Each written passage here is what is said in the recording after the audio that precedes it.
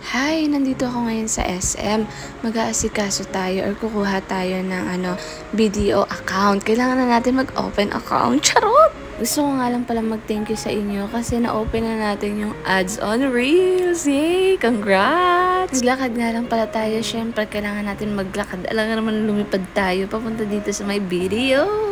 Shoutout nga rin pala kay Ma'am Janice, kay Sir Candrin, at saka kay Sir Evie. Ayan. Tsaka shoutout na rin kay Sir Pawix, Tupas, at kay Kai. Ayan. Shoutout po sa inyong lahat. At gusto ko rin pasalamatan si Sir Celso dahil nagbigay siya ng 50 star. Thank you so much po. Nakalabas na nga pala tayo ng video. Medyo nasad lang ako kasi hindi tayo nakapasa. Kulang kasi ako ng isang valid ID. Dalawa lang kasi yung valid ID ko.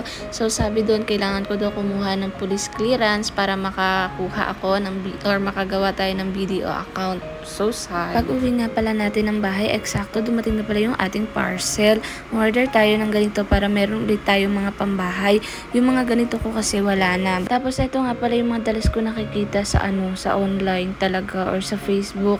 Yung maganda daw pang gym, yung ganun. Maganda naman siya, pero medyo manipis lang. Pero okay lang naman kasi mura lang naman siya. So expected na talaga na ganun yung tela niya na manipis masyado. Pero okay lang naman siya, komportable naman siya gamitin kasi hindi siya mainit, ganun. Tapos meron din pala tayong in-order ng mga ganito. Mga terno siya, wala pa tong 100 pesos. Pero grabe, ang gaganda niya. Gusto ko kasi yung mga ganito, yung para mga pambahay, yung medyo manipis lang. Ayoko nang makapal yung tela kasi 'di ba kapag makapal yung tela, mainit siya, ganun. Kaya mas gusto ko yung manipis talaga.